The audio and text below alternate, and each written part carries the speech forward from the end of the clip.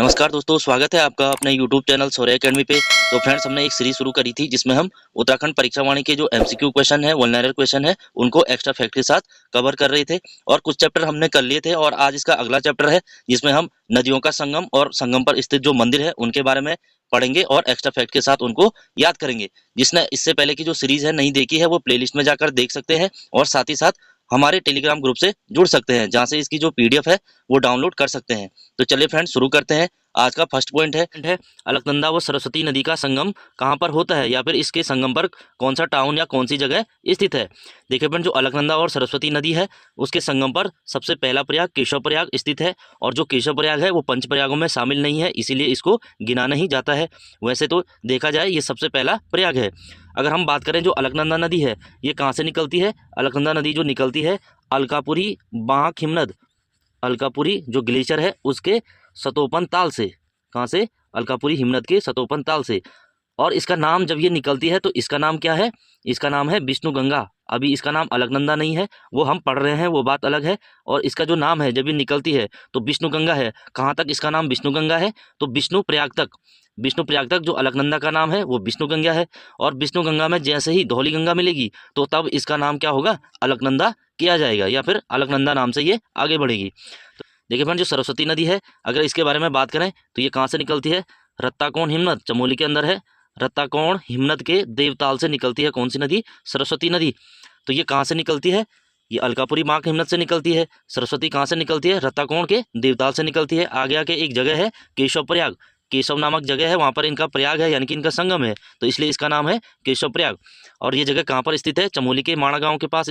अगला पॉइंट है अलकनंदा एवं ऋषिगंगा सेकंड के संगम पर स्थित है। देखिए फ्रेंड, ये ऋषिगंगा सेकंड है, ना कि फर्स्ट। फर्स्ट के बारे में भी बात करेंगे, वो आगे आएगा। तो अलकनंदा और ऋषिगंगा जो सेकंड है इनका संगम कहाँ पर होता है? बद्रीनाथ में होता है। भगवान बद्रीनाथ के जो मंदिर है उसी के समीप होता है। और जो अलकनंदा है इसके बारे में हमने बात कर ली है, कहाँ से निकलती है? अलकापुरी बांक हिमनद के सतोपन ताल से। और जो ऋषिगंगा है वो कहाँ से निकलती है? ये निकलती है नंदा देवी ग्लेशियर, नंदा देवी पर्वत या नंदा देवी ग्लेशियर की ढाल से निकलती है। अगला पॉइंट है अलकनंदा और हेमगंगा का संगम होता है। तो अलकनंदा और हेमगंगा का संगम होता है गोविंद घाट, यानी कि जो फूलों की घाटी है उसके नज़दीक होता है। अगर हम बात करें जो हेमगंगा है, हेमगंगा का दूसरा नाम है लक्ष्मण गंगा। क्या नाम है? लक्ष्मण गंगा है। और ये कहाँ से निकलती है? हेमकुंड से निकलती है। और कहाँ पर मिलती है? गोविंद घाट में अलकनंदा से इसका संगम होता है। नेक्स्ट पॉइंट है अलकनंदा जो विष्णु गंगा है। जैसे मैंने बताया है, विष्णु गंगा किसका नाम है? अलकनंदा का नाम है। सतोपंथ बांक हिमनद से लेकर विष्णु प्रयाग तक इसका नाम क्या है? विष्णु गंगा है। जैसे ही इसमें पश्चिमी धौली गंगा मिलेगी तो इसका नाम क्या होगा? उसके बाद अलकनंदा के नाम से ये आगे बढ़ेगी। अगर हम बात करें पश्चिमी धौली गंगा तो ये कहाँ से निकलती है? तो धौलाधार श्रेणी, भारत और तिब्बत के बीच जो धौलाधार श्रेणी है, धौलाधार श्रेणी से निकलती है कौन सी नदी? पश्चिमी धौली गंगा, यानी कि चमोली और तिब्बत के बीच जो धौलाधार श्रेणी है वहीं से निकलती है। नेक्स्ट पॉइंट है अलकनंदा और लक्ष्मण गंगा का संगम होता है। देखिए फ्रेंड, जो लक्ष्मण गंगा है अभी बताया है मैंने, जो हेमगंगा है लक्ष्मण गंगा है, हेमकुंड साहिब से निकलती है तो उसी का नाम लक्ष्मण गंगा है। तो कहाँ पर मिलती है? गोविंद घाट में मिलती है। और अलकनंदा और नंदाकिनी नदी का संगम ये कहाँ पर होता है? नंदप्रयाग में होता है। नंदप्रयाग दूसरा प्रयाग है, पहला प्रयाग कौन सा है? पहला विष्णु प्रयाग है। वैसे तो सबसे ऊपर कौन सा है? केशव प्रयाग है, लेकिन उसको पंच प्रयागों में शामिल नहीं किया गया है, ये भी आपको याद रखना है। अगर हम बात करें अलकनंदा और नंदाकिनी तो नंदाकिनी कहाँ से निकलती है? नंदा घुंगटी, नंदा घुंगटी त्रिशूल पर्वत के नंदा घुंगटी से कौन सी नदी निकलती है? नंदाकिनी निकलती है। और नंदप्रयाग में अलकनंदा से संगम करती है और फिर ये नदी अलकनंदा नाम से आगे बहती है। नेक्स्ट पॉइंट है अलकनंदा एवं पिंडर नदी, जिसका अन्य नाम क्या है? कर्णगंगा है। इनका संगम कहाँ पर होता है? तो कर्णप्रयाग में होता है। अगर हम बात करें पिंडर या फिर कर्णगंगा कहाँ से निकलती है? तो पिंडारी ग्लेशियर, पिंडारी ग्लेशियर से निकलती है और कर्णप्रयाग पहुंचती है। कर्णप्रयाग में इसका संगम अलकनंदा से होता है, फिर वही नदी अलकनंदा के नाम से आगे बहती है। आगे जाकर रुद्रप्रयाग में इसमें मंदाकिनी नदी मिलती है। और मंदाकिनी कहाँ से निकलती है? चौराबाड़ी ग्लेशियर, चौराबाड़ी ग्लेशियर कहाँ पर है? केदारनाथ में है। तो केदारनाथ से निकलती है कौन सी नदी? तो मंदाकिनी नदी। रुद्रप्रयाग में इनका संगम होता है। और जो अलकनंदा है वो बड़ी नदी है, इसीलिए इसका नाम आएगा, तो अलकनंदा नाम से ये आगे बहेगी। अगला पॉइंट है जो अलकनंदा और खांडव गंगा है इनका संगम कहाँ पर होता है? शिवप्रयाग। शिवप्रयाग कहाँ पर है? श्रीनगर के नज़दीक है, यानी कि पौड़ी में है। देखिए फ्रेंड, ये शिवप्रयाग क्यों फेमस है? शिवप्रयाग का एक अन्य नाम है बिल्व केदार, बिल्व केदार। इस पर प्रश्न आता है बिल्व केदार में किसका संगम होता है? तो अलकनंदा और खांडव गंगा का। देखिए फ्रेंड, जो बिल्व केदार है ये क्यों फेमस है? क्योंकि भगवान शिव ने क्या किया था? जो किरात हैं उनके नेता के रूप में अर्जुन के साथ युद्ध किया था, उसकी परीक्षा लेने के लिए अर्जुन के साथ युद्ध किया था और अर्जुन ने भगवान शिव को परास्त किया था। इसीलिए इस क्षेत्र को क्या कहा गया है? किरात भूमि। किरात भूमि उत्तराखंड का एक और नाम मिलता है किरात भूमि, यानी कि किरातों का जो निवास स्थान था वो यही था, तो किरात भूमि महाभारत में इसका नाम मिलता है। ये भी आपको याद रखना है। अगला पॉइंट है अलकनंदा जिसका नाम बहू है, भागीरथी जिसका नाम सास है। ये मैं पहले भी पढ़ा चुका हूँ। कहाँ पर संगम होता है? देवप्रयाग में होता है, और देवप्रयाग 5वां प्रयाग है। ऊपर से क्रम में लगाओगे तो नीचे आएगा देवप्रयाग। अगला पॉइंट है अलकनंदा वो कल्पगंगा के संगम पर स्थित है। देखिए फ्रेंड, जो कल्पगंगा है वो अलकनंदा की सहायक है और इनका संगम होता है हेलंग। हेलंग या फिर इसका दूसरा नाम है तिरपणी। कहाँ पर है? चमोली के अंदर है। और अलकनंदा और गरुड़गंगा का संगम कहाँ पर होता है? पैनखंडा। और पैनखंडा भी कहाँ है? चमोली के अंदर है। गरुड़गंगा किसकी सहायक है? तो ये भी अलकनंदा की सहायक है। देखिए फ्रेंड, जो अलकनंदा है आगे आके एक उसमें एक छोटी नदी मिलेगी जिसको कहते हैं डुंडी नदी। तो डुंडी नदी कहाँ पर मिलती है? तो डुंडी प्रयाग जो टिहरी के अंदर है, कीर्तिनगर के पास। कीर्तिनगर है ना, तो कीर्तिनगर के पास मिलती है डुंडी नदी, तो इसीलिए इसका नाम है डुंडी प्रयाग। नेक्स्ट पॉइंट है भागीरथी व आकाशगंगा का संगम होता है। तो सबसे पहले हम जानेंगे जो भागीरथी है वो कहाँ से निकलती है, तो वो गोमुख यानी गंगोत्री ग्लेशियर के गोमुख नामक स्थान से निकलती है। और इसमें सबसे पहले कौन सी नदी मिलती है? आकाशगंगा। तो कहाँ पर मिलती है? गोमुख के निकट ही मिलती है। आगे आके भागीरथी के नाम से ही आगे बहेगी। इसमें दूसरी नदी कौन सी मिलेगी? तो केदारगंगा मिलेगी। ये कहाँ पर मिलेगी? तो गंगोत्री मंदिर के पास मिलेगी। तो कहाँ है? उत्तरकाशी में है। अगला पॉइंट है जो भागीरथी नदी है इसमें जो अगली नदी मिलेगी कौन सी मिलेगी? जाड़ गंगा या जानवी नदी। तो जाड़ गंगा या जानवी नदी कहाँ से निकलती है? थामला दर्रा। थामला दर्रा कहाँ है? उत्तरकाशी में है। तो भागीरथी से जो जाड़ गंगा है कहाँ पर मिलती है? लंका नामक स्थान पर मिलती है, और लंका कहाँ है? उत्तरकाशी के अंदर है। देखिए फ्रेंड, आगे आके ये हर्सिल में प्रवेश करेगी, तो हर्सिल में भागीरथी से एक नदी और मिलती है जिसका नाम है जलंधरी नदी। तो जलंधरी नदी भागीरथी से कहाँ पर मिलती है? तो हर्सिल के निकट मिलती है। तो हर्सिल कहाँ है? उत्तरकाशी में है। देखिए फ्रेंड, जो भागीरथी वहाँ से आगे बढ़ेगी इसमें एक नदी और मिलेगी खीरगंगा। तो खीरगंगा कहाँ पर मिलती है? धराली के निकट, उत्तरकाशी में मिलती है। किसके निकट? तो धराली। अगला पॉइंट है भागीरथी एवं हत्याहारणी नदी के संगम पर कौन सा स्थान है? तो कहाँ पर होता है? तो मुखवा गांव के निकट होता है। जो मुखवा गांव है तो इसको कहते हैं गंगा का मायका। देखिए फ्रेंड, जो माँ गंगोत्री के कपाट बंद होते हैं तो 6 महीने के लिए माँ गंगा की पूजा मुखवा गांव में होती है, इसलिए गंगा का मायका कहते हैं मुखवा गांव को। इसलिए ये प्रश्न बनता है मुखवा गांव के निकट या फिर मुखवा गांव में किन नदियों का संगम है? तो भागीरथी एवं हत्याहारणी नदी का संगम कहाँ पर है? मुखवा गांव के निकट। ये भी आपको याद रखना है। अगला पॉइंट है भागीरथी एवं वरुणा नदी। जो वरुणा नदी है वो कहाँ से निकलती है? तो वरुणावत पर्वत कहाँ पर है? ये उत्तरकाशी में है। उत्तरकाशी जो टाउन है तो वहीं पर है, तो वहाँ पर मिलती है भागीरथी एवं वरुणा नदी। तो कहाँ पर मिलती है? उत्तरकाशी नगर के पास। आगे आके जो भागीरथी है टिहरी में प्रवेश करेगी। टिहरी की मुख्य नदी है कौन सी? भिलंगना नदी। तो भिलंगना नदी कहाँ से निकलती है? खतलिंग ग्लेशियर। तो खतलिंग ग्लेशियर से निकलती है, और जो टिहरी है यानी कि पुराना टिहरी है जिसका नाम क्या था? गणेश प्रयाग, तो वहाँ पर मिलती है भागीरथी से। देखिए फ्रेंड, आगे आके देवप्रयाग में जैसे हमने बताया भागीरथी जो सास है और अलकनंदा जो बहू है इनका संगम होता है और ये गंगा का निर्माण करती हैं। गंगा जब देवप्रयाग से आगे बढ़ेगी तो उसमें एक नदी और मिलती है नयार नदी। नयार जिसका नाम नवालका है, वो कहाँ पर मिलेगी? तो इंद्रप्रयाग। इंद्रप्रयाग कहाँ पर है? ब्यासघाट। और ब्यासघाट कहाँ है? पौड़ी जो देवप्रयाग का थोड़ा आगे वाला क्षेत्र है तो वो पौड़ी के अंतर्गत है, जिसको इंद्रप्रयाग या ब्यासघाट कहते हैं। और जो नवालका नदी है वो किस में मिलती है? गंगा में मिलती है। देखिए फ्रेंड, जो पूर्वी नयार है, पश्चिमी नयार है, इन्हीं से क्या होता है? नया नदी का निर्माण होता है। ये मैंने पहले पढ़ाया है जब मैंने कहा था दूधातोली से 5 नदियां निकलती है, जिसमें से पूर्वी और पश्चिमी नयार है। पूर्वी नयार को कहते हैं ढाई जूली गाड़। ढाई जूली गाड़ किसको कहते हैं? पूर्वी नयार को। और पश्चिमी नयार को कैन्यूर गाड़ कहते हैं। कैन्यूर गाड़। आगे आके ये सतपुली के निकट संगम होता है इनका, और यहीं से ये क्या है? नयार नदी का निर्माण करते हैं। तो वही चीज़ पूछ रहा है, तो पश्चिमी नयार और पूर्वी नयार का संगम कहाँ पर होता है? सतपुली के निकट होता है। यहीं से जो नयार नदी जो मुख्य नदी है उसका निर्माण होता है। आगे जाके जो इंद्रप्रयाग है, पौड़ी के अंदर ब्यासघाट है, वहाँ पर ये गंगा में समाहित हो जाती है। नेक्स्ट पॉइंट है गंगा एवं चंद्रभागा। तो चंद्रभागा नदी कहाँ बहती है? तो ऋषिकेश में बहती है। देहरादून से ऋषिकेश की ओर बहती है। तो किसके साथ संगम करती है? तो गंगा के साथ करती है। कहाँ पर करती है? तो ऋषिकेश में करती है। तो प्रश्न आएगा गंगा और चंद्रभागा के संगम पर कौन सा शहर है? तो कौन सा है? ऋषिकेश है। अगला पॉइंट है जो पश्चिमी धौली गंगा है, जो मैंने बताया था ये कहाँ से निकलती है? धौलाधार श्रेणी। जो चमोली और तिब्बत के बीच जो श्रेणी है धौलाधार श्रेणी, तो धौली गंगा और गणेश गंगा इनका संगम कहाँ पर होता है? तो ये गमसाली जो नीति है चमोली के अंदर होता है। और जो धौली गंगा की एक अन्य सहायक है ऋषिगंगा फर्स्ट, जिसको कहते हैं स्वर्ण गंगा।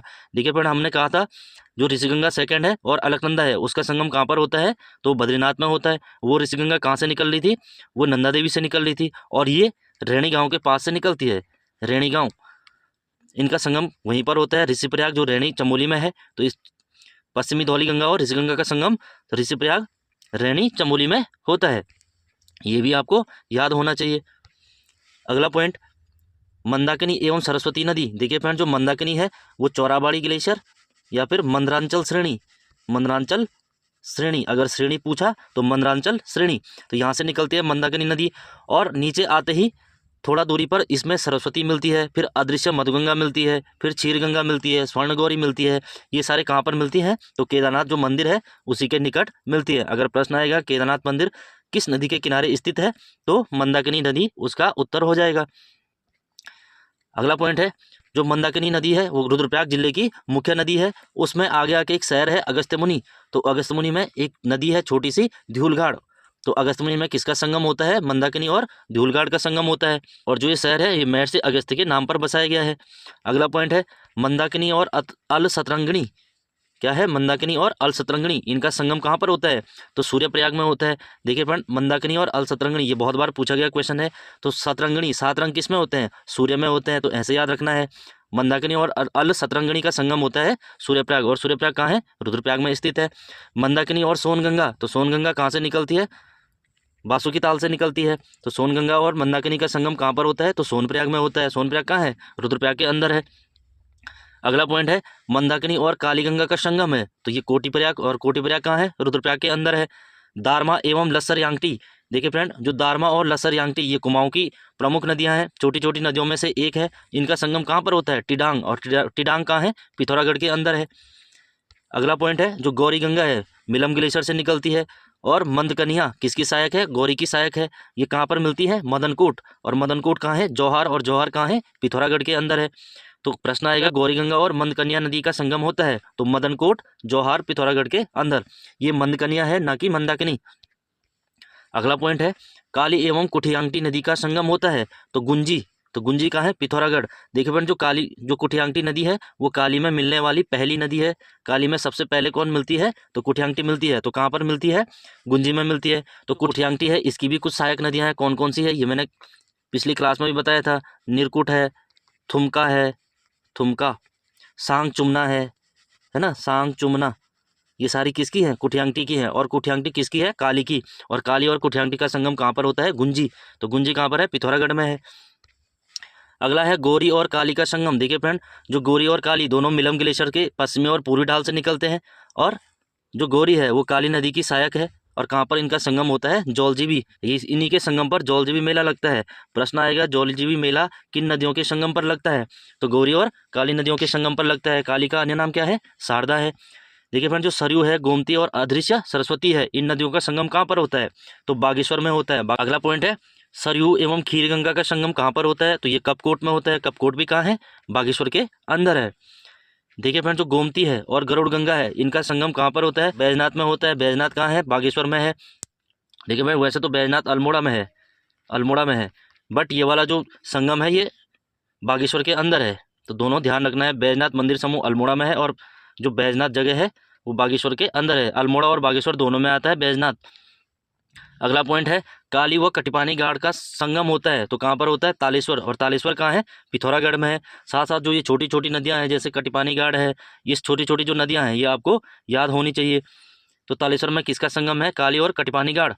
अगला पॉइंट है, सरयू एवं पूर्वी रामगंगा। तो ये क्या है? पवित्र नदियाँ हैं। तो पवित्र कौन थे? राम थे। तो रामेश्वर में होता है। रामेश्वर कहाँ है? पिथौरागढ़ में है। देखिए फ्रेंड, जो काली और सरयू का संगम होता है वो कहाँ पर होता है? पंचेश्वर में होता है। सरयू किसकी सहायक है? काली की सहायक है। और कहाँ पर ये संगम करते हैं? पंचेश्वर में। और काली को सबसे ज़्यादा जल देने वाली नदी कौन सी है? तो वो भी सरयू नदी है। और कुमाऊँ की सबसे पवित्र नदी वो भी सरयू नदी है। और कुमाऊँ की सबसे अपवित्र नदी माना गया है किसको? काली को माना गया है। और काली को पुराणों में श्यामा नदी कहा गया है। अगला पॉइंट है, काली व लोहावती का संगम होता है, तो कहाँ पर होता है? गढ़ मुक्तेश्वर। और गढ़ मुक्तेश्वर कहाँ है? चंपावत में है। और जो लदिया और राटिया नदी का संगम है उस संगम पर कौन सा स्थान स्थित है? तो मीठा रीठा साहिब जो गुरुद्वारा है चंपावत के अंदर, वो संगम पर स्थित है। तो लदिया और राटिया नदियों के संगम पर। अगला पॉइंट है कोसी और जो गरुड़गंगा है इनका संगम कहाँ पर होता है? कौसानी बागेश्वर में होता है। अगला पॉइंट है रुपिन व सुपिन नदियों का संगम होता है, तो ये कहाँ पर होता है? नेटवाड़ उत्तरकाशी के अंदर होता है। और ये यहाँ से क्या बनाती हैं? टोंस नदी का निर्माण करती हैं। देखिए फ्रेंड, मैंने बताया था टोंस नदी प्रारंभ में दो नदियों से मिलकर बनी हुई है, एक तो है रुपिन और दूसरी है सुपिन। सुपिन तो निकलती है कहाँ से? स्वर्ग रोहिणी ग्लेशियर उत्तरकाशी से निकलती है। सुपिन कहाँ से निकलती है? स्वर्ग रोहिणी ग्लेशियर उत्तरकाशी। और जो रुपिन है वो कहाँ से निकलती है? डेबरा क्वार हिमाचल प्रदेश से निकलती है। और नेटवाड़ जो उत्तरकाशी में वहाँ पर इनका संगम होता है और टोंस नदी का निर्माण करते हैं। टोंस आगे आके किसमें मिलती है? यमुना में मिलती है। टोंस किसकी सहायक है? यमुना की सहायक है। यमुना को सबसे ज़्यादा जल देने वाली नदी भी कौन सी है? टोंस नदी है। ऐसी कौन सी नदी है जो यमुना से ज़्यादा जल लाती है? तो वो भी टोंस है। अगला पॉइंट है यमुना और हिरण्यवाऊ का संगम कहाँ पर होता है? तो कहाँ पर होता है? खरसाली के निकट होता है। देखिए फ्रेंड, इसको बोलते हैं यमुना का मायका। यमुना का मायका। गंगा का मायका कौन सा था? मुखवा गांव था। वहां पर किनका संगम था? भागीरथी और हत्याहारणी। और अगर पूछे कि खरसाली में कौन सा किसका संगम होता है या खरसाली किन नदियों के संगम पर स्थित है, तो यमुना और हिरण्यवाहु। और खरसाली को क्या कहते हैं? यमुना का मायका। यमुना का मायका, क्योंकि 6 महीने जब कपाट बंद होते हैं माँ यमुना की पूजा होती है कहाँ? खरसाली के निकट या खरसाली गांव में। अगला पॉइंट है यमुना व हनुमान गंगा का संगम होता है। देखिए फ्रेंड, जो यमुना और हनुमान गंगा है इनका संगम होता है हनुमान चट्टी। और हनुमान चट्टी कहाँ है? खरसाली के निकट उत्तरकाशी में। हनुमान गंगा किसकी सहायक है? यमुना की सहायक है। और आगे आके जो यमुना है इसमें एक नदी और मिलती है, रिखवाड़ नदी। तो कहाँ पर मिलती है? लाखा मंडल में मिलती है। ये आपको याद होना चाहिए। जो लाखा मंडल है ये प्रमुख स्थल है, इसीलिए ये एग्जाम में पूछा जाता है कि यमुना और रिखवाड़ नदी के संगम पर कौन सा स्थान है। तो लाखा मंडल है या लाखा मंडल में किसका संगम होता है? तो यमुना और रिखवाड़ नदी का संगम होता है। देखिए फ्रेंड, जो यमुना और टोंस नदी का संगम कहाँ पर होता है? तो ये डाकपत्थर के निकट देहरादून में होता है। टोंस नदी यमुना को सबसे ज़्यादा जल देती है, ये भी आपको याद रखना है। अगला पॉइंट है टोंस और पावर नदी का संगम कहाँ पर होता है? तो चक्राता के उत्तर में होता है या फिर चक्राता कह सकते हैं। देखिए फ्रेंड, जो जटागंगा और दूधगंगा है इनके संगम पर कौन सा मंदिर है? तो जागेश्वर जो मंदिर समूह है वो जटागंगा और दूधगंगा के संगम पर है। और जागेश्वर कहाँ है? अल्मोड़ा में स्थित है। अगला पॉइंट है पश्चिमी रामगंगा एवं गगास नदी के संगम पर कौन सा शहर है? तो ये है बिकियासैण। बिकियासैण कहाँ है? अल्मोड़ा है।